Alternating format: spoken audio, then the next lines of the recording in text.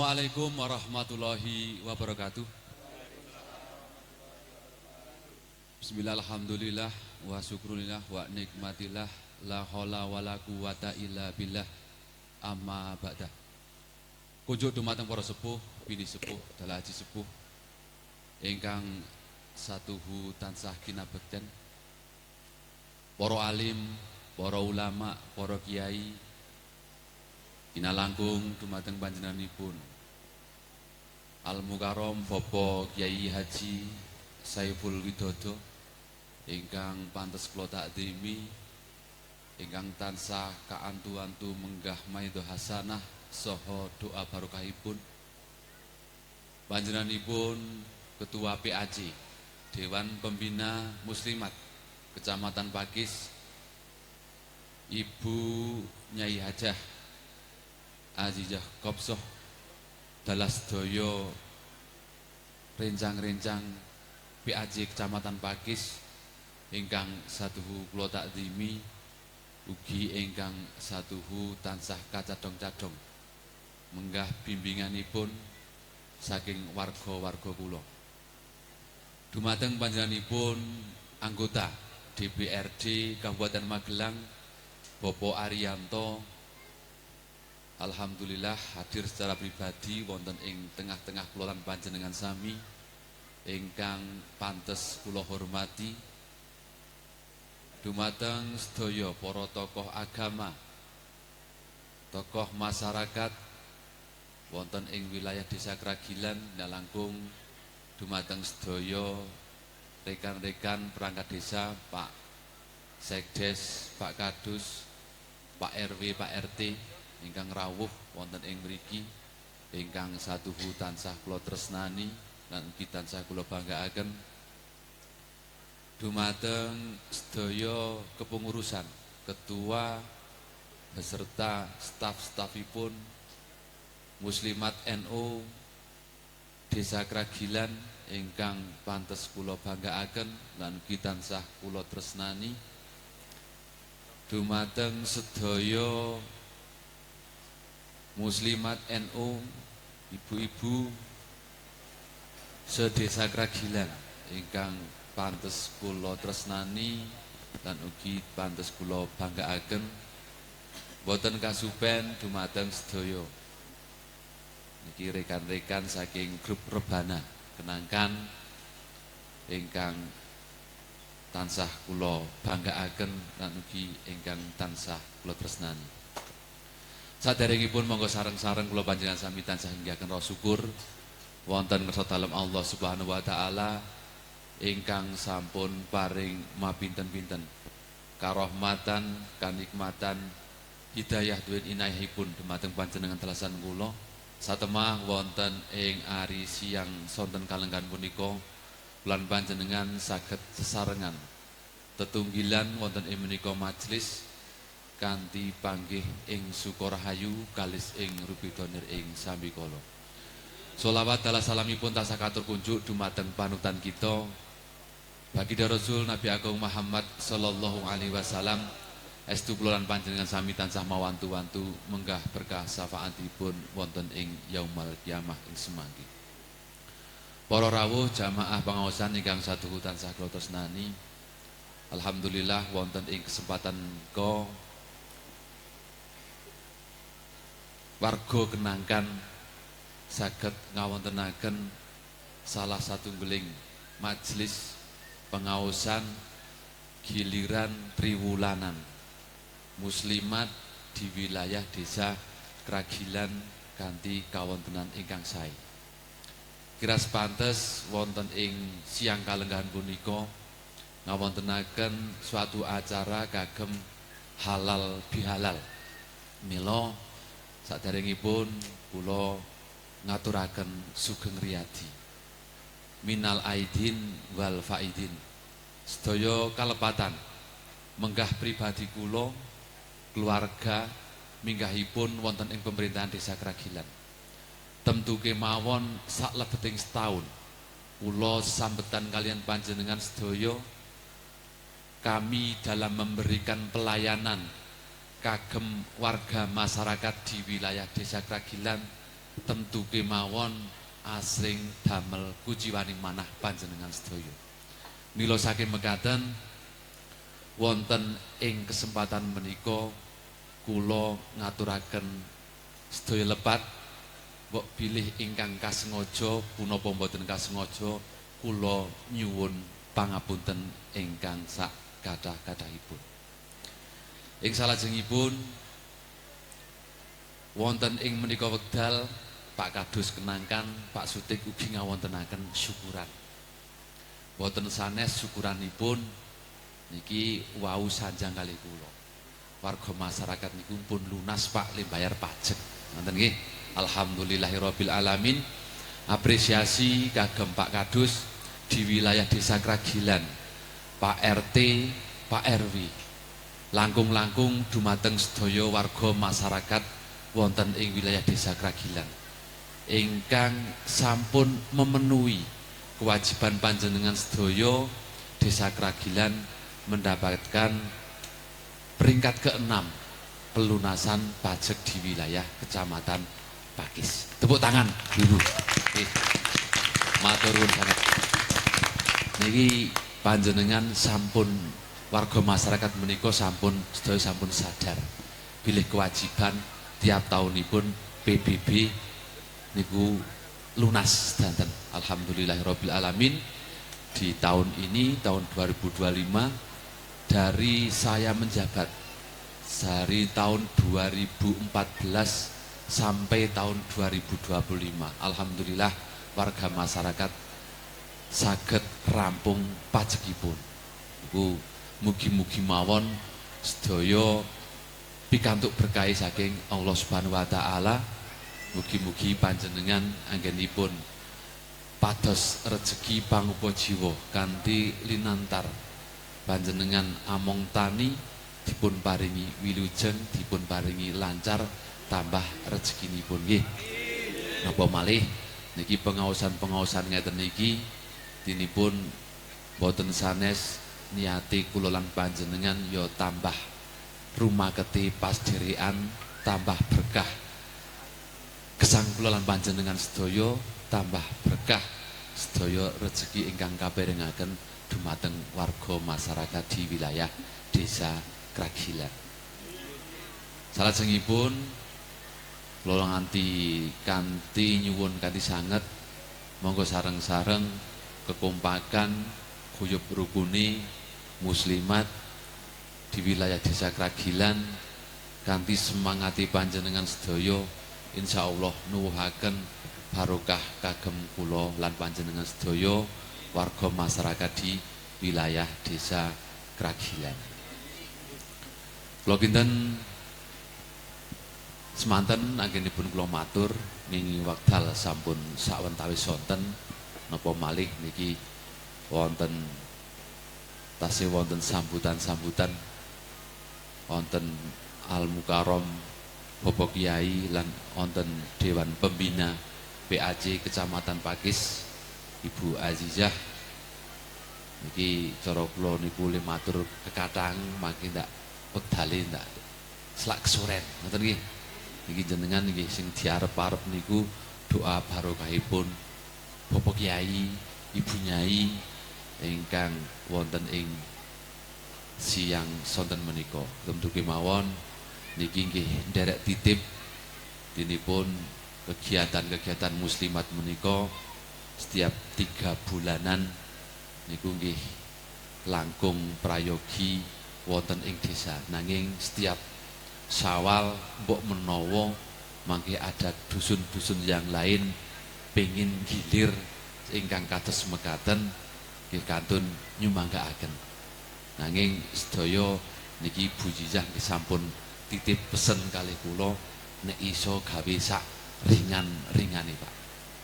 Kados niki sedaya niate kula lan jenengan kumpul bareng nyawiji manunggal kula lan panjenengan menika merupakan suatu keberkahan kagem warga masyarakat di wilayah Desa Kragilan. Nggih saking kula namekaten semanten wonten kekirangan saha kalepatan nyuwun pangapunten. Akhirul kalam billahi taufik wal hidayah. Wassalamualaikum warahmatullahi wabarakatuh. Waalaikumsalam warahmatullahi wabarakatuh. Nggih, matur nuwun, menggah sambutan saking panjenenganipun Bapak Kepala Desa Kragilan nuwun inggih Bapak Irianto. Menggah acara ingkang salajengipun nuwun inggih sambutan saking Ketua PAC atau Ketua Muslimat Kecamatan Pakis dumateng panjenenganipun Ibu Hajah Azizah. Wekdal kula sumanggaken kawula aturi jengkar saking papan palenggan tumuju papan ingkang sampun sumadyo. Kula aturaken.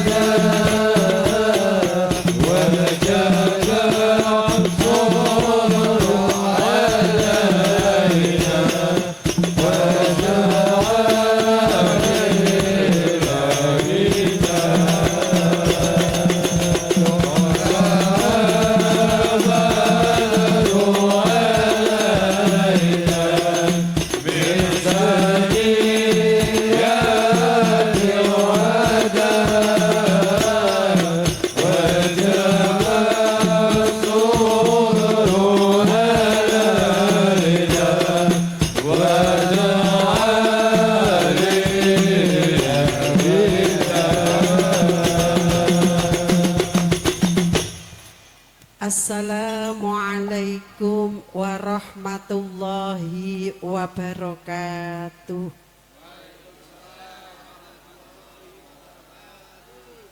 Kok kurang semangat pun ngunjuk nopo dereng? Pun dahar nopo dereng?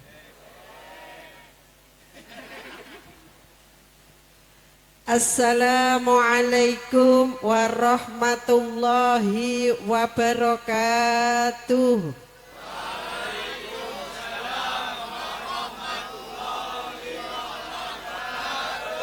A'udzu billahi minasyaitonir rajim. Bismillahirrahmanirrahim. Alhamdulillahirabbil alamin. Wa bihi nasta'inu ala umurid dunya waddin. Assalatu wassalamu ala sayyidina wa maulana wa habibina Muhammadin sallallahu alaihi wasallam wa ala alihi wa sahbihi ajma'in. Taqabbalallahu minna wa minkum wa taqabbal ya karim. Ja'alana Allah wa iyyakum ajma'in minal aidin wal faizin wal maqbulin wal maghfurin. Amin. Amma ba'd. Hadratal mukarramin para alim ulama.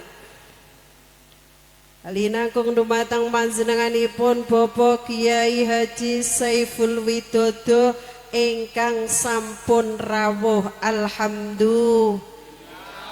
Ingkang samangkih badhe paring mauidhah dhateng kita sedaya. Mugi-mugi samangkih pinaringan ilmu manfaat, ilmu barokah, ilmu ingkang dadosaken ayam tentrem fid dunya wal akhirah. Amin.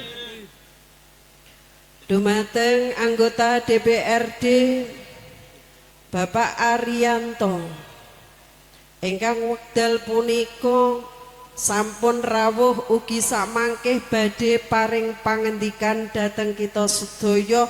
Muga-muga netes engko entuk bantuan. Yuh, nek meni bantuan lek amin serone pol-polan. Ning engko nek diumumke njaluk sedekah lek ngamini lemes.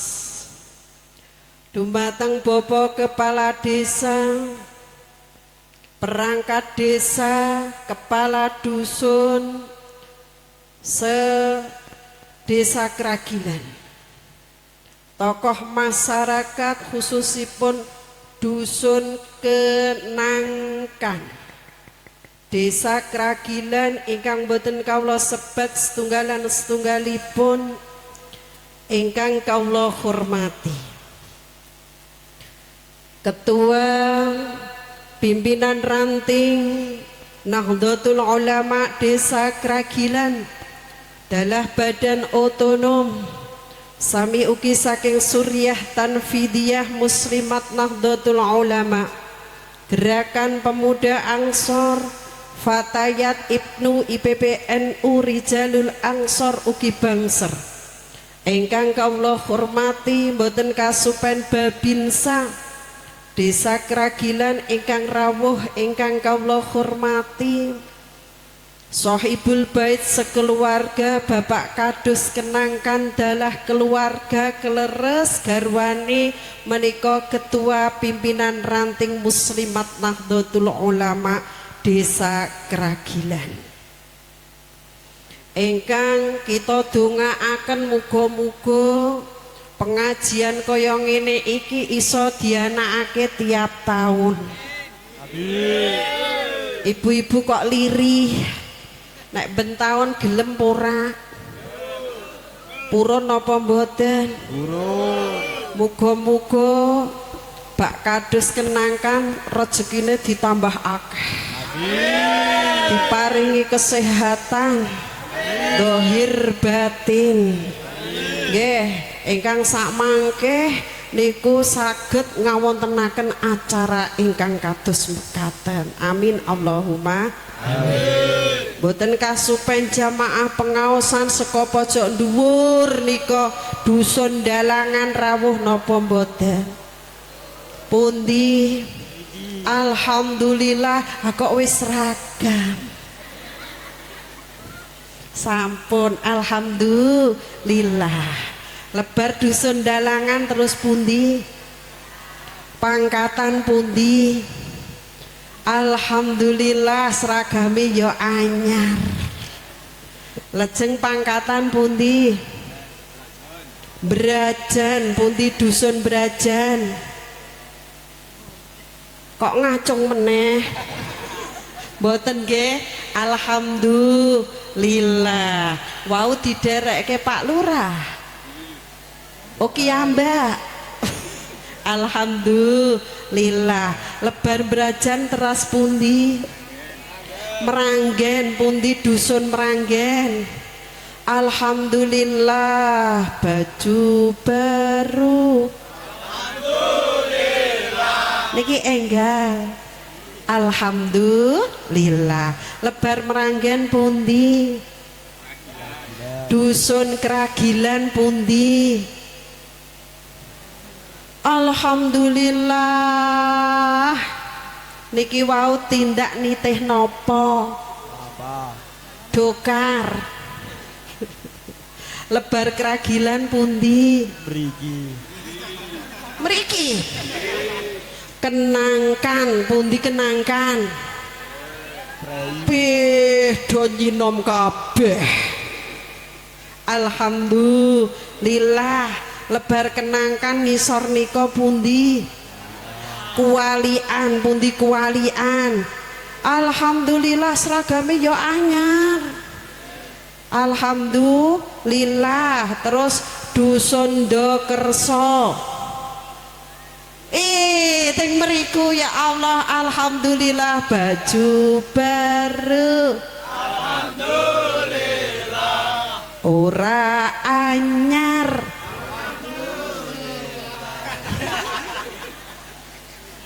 Wes dusun mendi sing urung tak absen? Pun sedaya luar biasa tepuk tangan jamaah Muslimat Nahdlatul Desa Kragilan. Lek metu keri dhewe ning semangate 100% luar biasa. Mugi-mugi warga wonten Desa Kragilan saged gemah ripah loh jinawe. Amin. Ibadahe sregep. Amin. Tingkah lakune apik. Amin. Duwite akeh banget. Turah-turah. sesuk ge sangu nang Mekah Madinah. Nek sakmene iki mangkat kabeh njur montor mabur piro.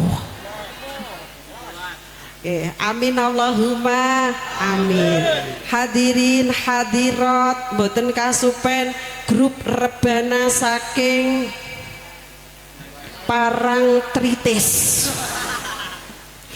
ingkang bagus-bagus pun de bojo napa dereng? Elah kene kok akeh Joko tuwa. Dijang kapuk. Mustami'in mustami'at nahdiyin nahdiyat rahimakumullah. Sepindah matur monggo kita sareng-sareng muji syukur dumateng Allah Subhanahu wa taala. Biqauli tahmid alhamdulillahirabbil alamin. Awake sehat, Mbah? Awake sehat. Alhamdulillah. Atine sehat. Alhamdulillah.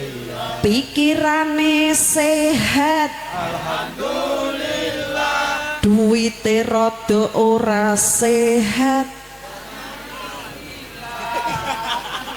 Iki alhamdulillah po innalillah. Innalillah. Alhamdulillah. Senajan rande duit awake timbang duwe duit masuk angin.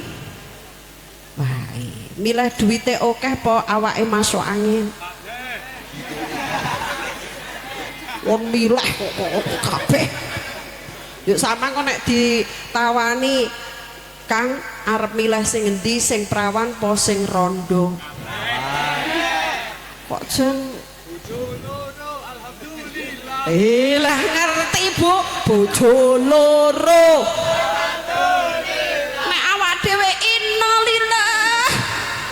Sampeyan gelem apa Bu diwayuh? Gelem ora? Ki lho arek diwayuh. Mugi-mugi kanthi kita nderekaken para alim ulama awake sehat, pikirane sehat, atine sehat, rezekine gangsar-gangsar turah-turah. Amin Allahumma amin. Sesuk iso gawe omah kaya Pak Bayan kenangkan. Amin Allahumma amin. Shalawat dan salam mugi tetap kita aturaken dumateng junjungan kita Nabi Agung Muhammad sallallahu alaihi wasallam ingkang sampun paring pitedah dhateng kita sedaya. Mugi kita tansah pinaringan syafaat fid dunya hatal akhirah. Amin Allahumma amin. Bu jenengan bodone ijeh po entek, rotine ijeh po entek. Ijeh po entek. Oh tasih, nek tasih jur arep ge apa? Ge apa? Sawalane wis entek iki mehan tanggal piro iki? Wis tanggal 22 jeh seminggu meneh. Nek rotine jeh akeh njur arep gawe apa? Pajangan. Oke bodo besar. Iya Mbak, ketemuan kaya ngeten niki niate silaturahim nggih Bu nggih. Jenengan kala wau saking dalem badhe rawuh wonten mriki rekoso napa mboten? Mboten, pun pamit bojone dereng. Pun salim napa dereng? Dereng. Pun dicucup napa dereng? Dereng. Iki bojone sapa to? Pamit ora, salim ora, nyucup wae ora. Iki bojone sapa? Bojone sapa?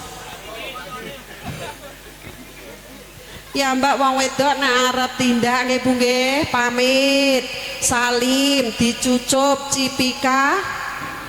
Samang ya ngono kuwi. Halik cipika-cipiki kapan? Oh kok bengi? Ya wis alhamdulillah. Ki Mbak dados setunggal kaya ngeten niki wis setahun ki Mbak sesrawungan mesti ana salahe. Nggih napa mboten? Jenengan cok ngrasani kula napa mboten? Enggih ki. Ngrasani lek apa? Ngrasani napa?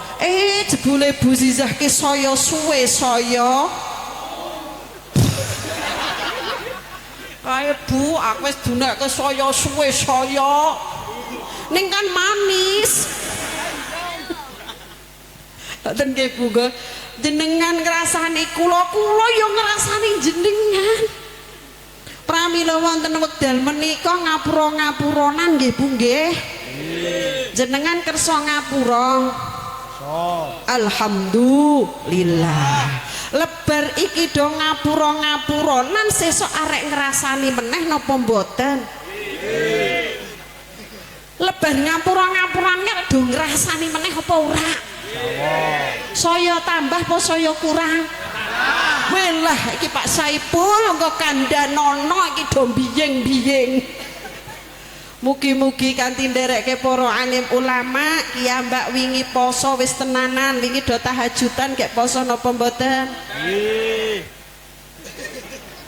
Kena kok meng mboten wae.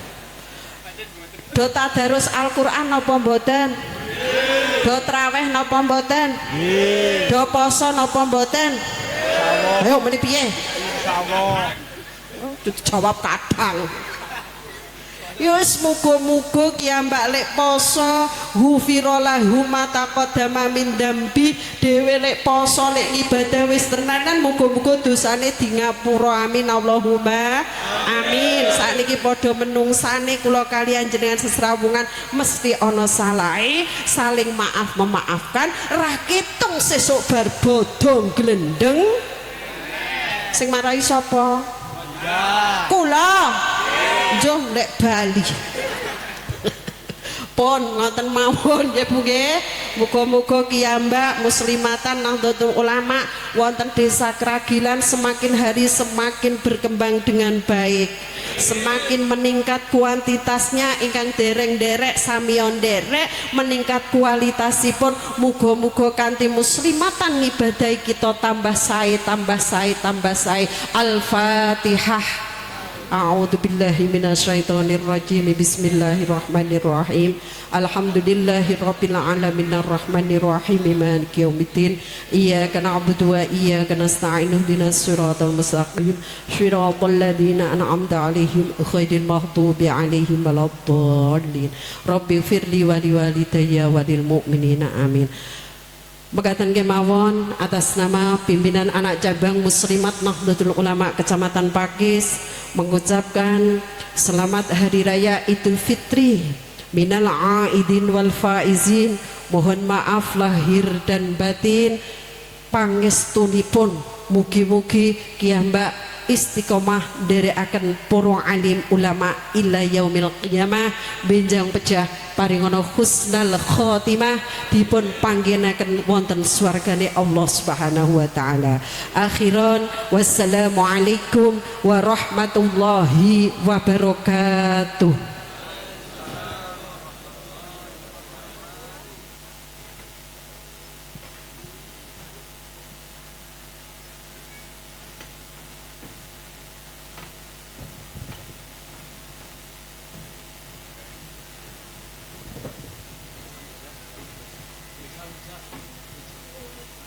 Nggih. Matur nuwun menggah sambutan saking minangka pimpinan PAC Kecamatan Pakis nuwun inggih Ibu Hajah Azizah. Acara salajengipun inggih acara sambutan saderengipun adicara inti pengaosan saking Al Mukarram Bapak Kiai Haji Saiful Widodo. Ananging saderengipun kula suwunaken dumateng panjenenganipun minangka DPRD Dapil 5 cekaos panjenenganipun Bapak Herianto kapurih nderekaken sambutan wonten ing Titi Wanci pengaosan Triwulan Muslimat Desa Kragilan. Dumateng panjenenganipun Bapak Arianto kawula sumanggaken.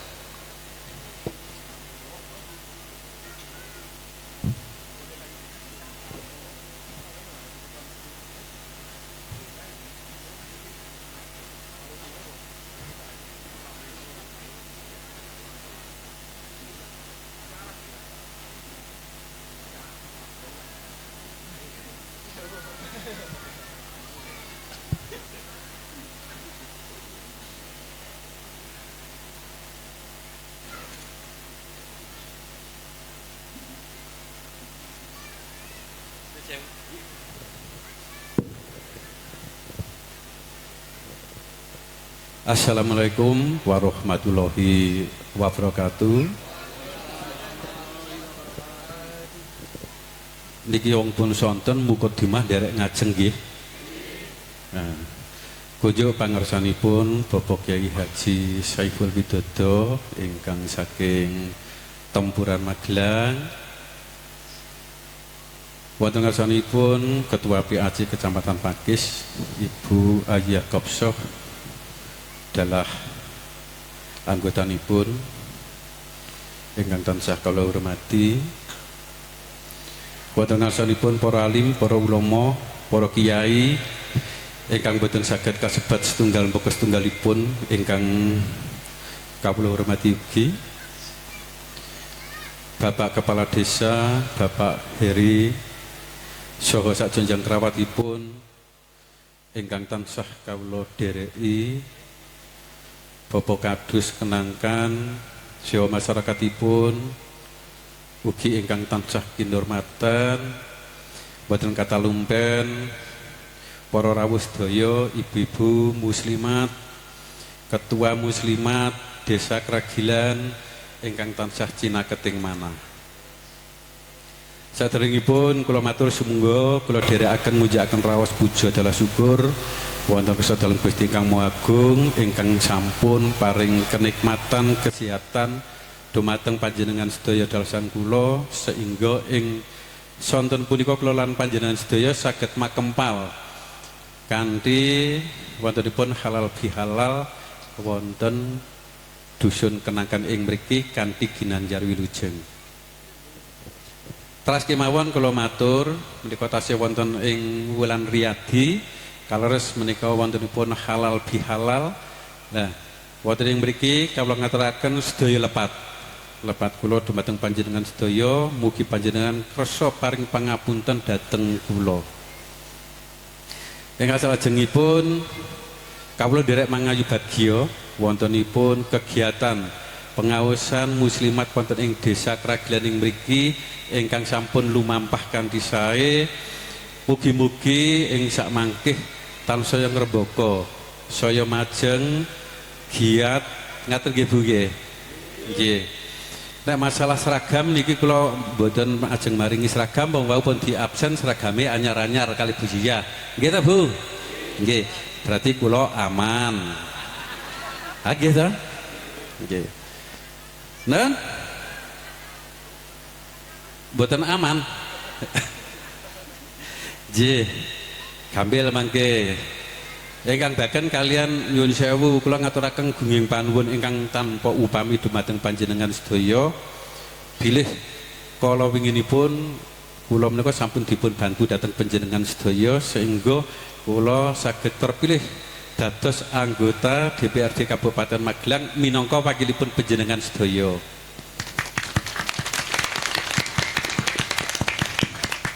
Lah mila sak menika kula nembe saged abenajeng dhateng panjenengan sedaya.